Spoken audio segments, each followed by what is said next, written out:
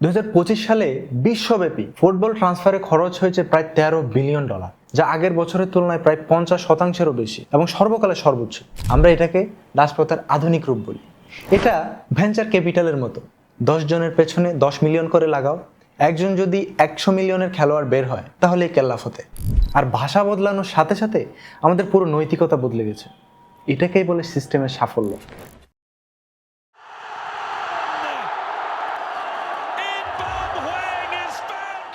ধরা যাক আপনি কোনো একটা পত্রিকায় বিজ্ঞাপন দেখছেন, বিক্রয়যোগ্য পুরুষ, বয়স 25 বছর, উচ্চতা 6 ফিট, শারীরিক সক্ষমতা অসাধারণ, বর্তমান মালিক, ছাড়তে রাজি, মূল্য 10 কোটি টাকা। আপনি এই বিজ্ঞাপন দেখলে কি ভাববেন? ভাববেন এটা দাসপ্রথার বিজ্ঞাপন, এটা অবৈধ, অনৈতিক, অসভ্য।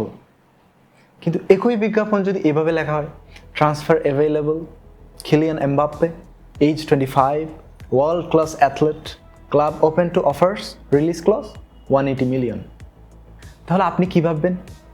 অত কিছুই ভাববেন না, বড় জোর বলবেন আরে ট্রান্সফার উইন্ডো শুরু হয়ে গেছে। ভেবে দেখো, দুটো বিজ্ঞাপনে মানুষটা এক, শরীরটা এক, বিক্রির প্রক্রিয়াটাও এক, শুধু ভাষাটা বদলে গেছে। আর ভাষা বদলানোর সাথে সাথে আমাদের পুরো নৈতিকতা বদলে গেছে। এটাকেই বলে সিস্টেমের সাফল্য। এবার কিছু তথ্য দেই। জানেন কি, 2025 সালে বিশ্বব্যাপী ফুটবল ট্রান্সফারে খরচ হয়েছে প্রায় $13 বিলিয়ন, যা আগের বছরের তুলনায় প্রায় 50%-এরও বেশি এবং সর্বকালের সর্বোচ্চ। $13 বিলিয়ন মানে বাংলাদেশের বার্ষিক প্রতিরক্ষা বাজেটের প্রায় 5 গুণ। শুধু তাই নয়, একই বছর 86,000-এর বেশি আন্তর্জাতিক ট্রান্সফার সম্পন্ন হয়েছে। এটাও রেকর্ড সর্বোচ্চ। এর অর্থ কি? এর অর্থ হলো 86,000 মানুষ এক ক্লাব থেকে অন্য ক্লাবে হস্তান্তরিত হয়েছে। সংখ্যাটা শুনে আপনার যদি মনে হয় আরে এটা তো ব্যবসা, এতে সমস্যা কি, তাহলে আপনার কাছে আমার জিজ্ঞাসা হলো, আপনি আগেরটাকে দাসত্ব বললেন, কিন্তু এটাকে বলছেন না কেন? দুইয়ের মধ্যে তফাৎটা ঠিক কোথায়? জানি লিবারাল দুনিয়ার কাছে এই প্রশ্নের একটা চমৎকার উত্তর রেডি আছে। তারা এখানে বলবে খেলোয়াড় স্বেচ্ছায় চুক্তি করেছে, বিশাল পারিশ্রমিক পাচ্ছে, তার এজেন্ট আছে, আইনি সুরক্ষা আছে, তারপর একে আর দাসপ্রথা বলা যায় না। এই উত্তরটা আংশিক সত্য, কিন্তু আংশিক সত্য দিয়ে পুরো বাস্তবতা ঢাকা যায় না। খেয়াল করুন, প্রশ্নটা পারিশ্রমিকের নয়, প্রশ্নটা নিয়ন্ত্রণের। একজন খেলোয়াড় সিদ্ধান্ত নিতে পারে না কোথায় খেলবে, কখন কার কাছে বিক্রি হবে। চুক্তির মেয়াদ পর্যন্ত তার শ্রম, তার শরীর, তার উপস্থিতি সবই ক্লাবের সম্পদ। সে চলে যেতে চাইলে রিলিজ ক্লজ দিতে হবে, মানে নিজেকে ছাড়িয়ে নিতে নিজেকেই দাম দিতে হবে। এটা স্বাধীন মানুষের সংজ্ঞা নাকি বন্দিত্বের একটা আধুনিক সংস্করণ? প্রশ্ন জাগে, খেলোয়াড় আর ক্লাব কর্তৃপক্ষ এরা কি সমান স্বাধীন? মনে রাখবেন, চুক্তিটা স্বেচ্ছায় হয়েছে এর মানে এই নয় যে উভয় পক্ষ ক্ষমতার দিক থেকে সমান। এ দুটো সম্পূর্ণ আলাদা জিনিস। 19বিংশ শতাব্দীর কোনো দাসও চুক্তি করত। বিশেষত চুক্তিবদ্ধ মজুরের ক্ষেত্রে আমরা ব্যাপারটা লক্ষ্য করি। একজন মজুর বা শ্রমিক ইচ্ছে করলেই কোম্পানি বদল করতে পারেন, পুরনোটা ছেড়ে নতুন চাকরি নিতে পারেন, কিন্তু তাতে তার শ্রমিকত্ব ঘোচে না। সে কেবল এক প্রভু হতে আরেক প্রভুর হাতে বদলি হয়। প্রভু বদলাতে পারলেও সে তার দাসত্ব ঘোচাতে পারে না। আজীবন সে মজুর হয়েই থাকে, কোনো না কোনো প্রভুর চুক্তিবদ্ধ দাস আকারে। আমরা এটাকে দাসপ্রথার আধুনিক রূপ বলি। বোঝা যাচ্ছে স্বেচ্ছা চুক্তি শেষ কথা নয়। দুর্বল ও সবলের মাঝে চুক্তি কোনো স্বাধীনতার দলিল নয়। এখানে চুক্তি হলো নিয়ন্ত্রণের নকশা। সেই চুক্তির ভেতরে একজন মানুষের গতিবিধি, পছন্দ অপছন্দ, অবকাশ এবং মালিকানা সীমিত এবং নির্দিষ্ট করা হয়। শুধু ভাষা আধুনিক হলেই সম্পর্কটা বদলে যায় না। ঠিক এই জায়গায় লিবারাল নৈতিকতার সংকট শুরু হয়। কারণ লিবারালিজমের ভিত্তি হলো সম্মতি বা কনসেন্ট। আপনি কনসেন্ট দিয়েছেন মানে আপনি স্বাধীন। এই সংজ্ঞায় ফুটবলারও স্বাধীন, কারণ সে চুক্তি করেছে। কিন্তু আপনি যে মৌলিক প্রশ্নটা এড়িয়ে যাচ্ছেন সেটা হলো, কনসেন্ট কি সত্যিই মুক্ত যখন তার বিকল্প হলো দারিদ্র্য, অনিশ্চয়তা কিংবা অন্য কোনো দাসত্ব?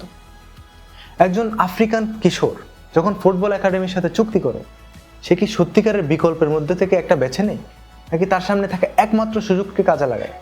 একটা উদাহরণ দিই, ম্যানচেস্টার সিটি, এই ক্লাবের সঙ্গে আপনারা সবাই পরিচিত। আর 10টা ক্লাবের মতো এরাও দরিদ্র দেশে ফুটবলার হান্ট করে বেড়ায়, সেসব দেশে বিনিয়োগও করে। একবার ক্লাবটির সিইও ফেরান সোরিয়ানো আফ্রিকায় বিনিয়োগের ব্যাপারে বলেছিলেন, এটা ভেঞ্চার ক্যাপিটালের মতো। 10 জনের পেছনে 10 মিলিয়ন করে লাগাও, একজন যদি 100 মিলিয়নের খেলোয়াড় বের হয় তাহলে এই কেল্লা ফতে। বাক্যটা লক্ষ্য করুন, ভেঞ্চার ক্যাপিটাল, বিনিয়োগ। 10 জনের মধ্যে একজন কাজে লাগলেই হবে, কিন্তু বাকি 9 জন তারা হলো ব্যর্থ বিনিয়োগ। তাদের গল্প কোনো প্রেস রিলিজে আসে না। প্রতিনিয়ত আমরা খবরে দেখছি গাম্বিয়া, নাইজেরিয়া, ঘানার কিশোরেরা ইউরোপে যাওয়ার স্বপ্নে ভুয়া এজেন্টদের হাতে 1000 থেকে 1500 ইউরো পর্যন্ত তুলে দিচ্ছে। তারপর ভূমধ্যসাগর পার হওয়ার চেষ্টা করছে অবৈধভাবে, কারণ ভিসা পাচ্ছে না। কিন্তু সবাই কি পৌঁছাতে পারছে? একদমই তা নয়। এমনকি যারা পৌঁছাতে পারছে তাদের বেশিরভাগের ভাগ্যে কোনো ক্লাব জোটে না। তারা ইউরোপে অবৈধ রিফিউজি হিসেবে থেকে যায়, ব্যর্থতার লজ্জায় ঘরেও ফিরতে পারে না। এই ছেলেগুলো কিসের পেছনে ছুটেছিল? একটা স্বপ্নের পেছনে, যেটা তৈরি করেছে ইউরোপীয় ফুটবলের চকচকে ইমেজ। এই ইমেজ কারা তৈরি করে? ক্লাব, স্পন্সর, সম্প্রচার প্রতিষ্ঠান, যারা সবাই আসলে বণিক, ওই শরীরগুলোর বণিক।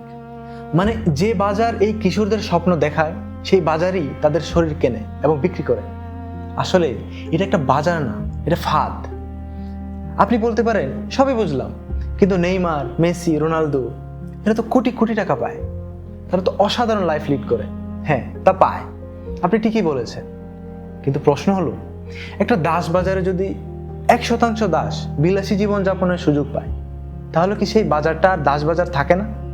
নাকি আমরা বলবো ওই 1% চকচকে জীবন বাকি 99% শোষণকে ঢেকে রাখার একটা কার্যকর পদ্ধতি? প্রকৃতপক্ষে মেসি কিংবা রোনালদোর জীবন দেখিয়ে আমরা একাডেমির সেই হাজার হাজার কিশোরের গল্প থেকে দৃষ্টি সরিয়ে রাখি, যারা ইউরোপের কোনো শহরে রিফিউজি হয়ে বসবাস করছে। মেসি কিংবা রোনালদো ব্যতিক্রম দিয়ে কিন্তু নিয়ম প্রমাণ হয় না। খেয়াল করলে দেখবেন এই পুরো কাঠামোটা টিকে থাকে একটা শব্দের উপর, অপরচুনিটি, সুযোগ। ক্লাব বলে আমরা সুযোগ দিচ্ছি, একাডেমি বলে আমরা সুযোগ দিচ্ছি, এজেন্টও তাই বলে, এমনকি ফিফা বলে ফুটবল সবার জন্য অপরচুনিটি। কিন্তু সুযোগ শব্দটা দিয়ে একটা প্রশ্ন সবসময় আড়াল করা হয়, এই সুযোগের মুনাফা কে নেয়? আফ্রিকান একাডেমিগুলো ইউরোপের শীর্ষ ক্লাবে ক্রমাগত ট্যালেন্ট সরবরাহ করছে, কিন্তু ক্লাবগুলো যেই কম্পেনসেশন পায় সেটা একেবারেই অপর্যাপ্ত। মানে কাঁচামাল আফ্রিকার, প্রক্রিয়াকরণ ইউরোপে, মুনাফাও ইউরোপের। আফ্রিকা শুধু সরবরাহকারী। এই প্যাটার্নটা আপনি চিনতে পারছেন? এটা ঔপনিবেশিক অর্থাৎ কলোনিয়াল অর্থনীতির একটা মৌলিক সূত্র।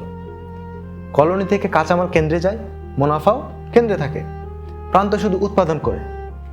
একসময় সেই কাঁচামাল ছিল তুলা, রাবার, মশলা, আর এখন সেই কাঁচামাল হলো শরীর, ফুটবলারের নিপুণ দক্ষতা সম্পন্ন শরীর। উপনিবেশ শেষ হয়নি, শুধু পণ্যটা বদলে গেছে। তাহলে প্রশ্নটা আবার করি, আধুনিক ট্রান্সফার মার্কেট আর ঐতিহাসিক দাস বাজারের মধ্যে ফারাকটা কোথায়? পার্থক্য যে কিছু আছে তা আমি অস্বীকার করছি না, কিন্তু মূল কাঠামোটা তো একই। উভয় ক্ষেত্রেই একজন মানুষের শ্রম এবং শরীর একটা প্রতিষ্ঠানের সম্পদ। সেই মানুষের গতিবিধি এবং সিদ্ধান্ত নেওয়ার ক্ষমতা খুবই সীমিত। সবথেকে বড় কথা, তার শরীরের মূল্য নির্ধারিত হয় উৎপাদন ক্ষমতার ভিত্তিতে। উৎপাদন ক্ষমতা শেষ তো মূল্যও শেষ।